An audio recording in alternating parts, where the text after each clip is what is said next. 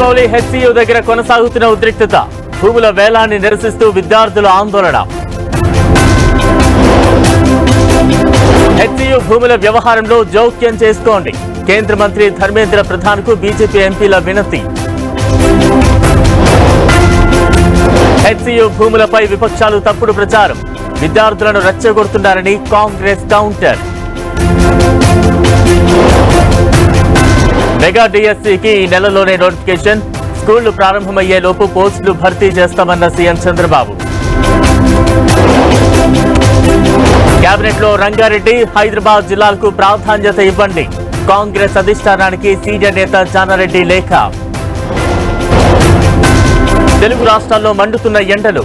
భానుడి ప్రతాపానికి అల్లాడుతున్న జనం.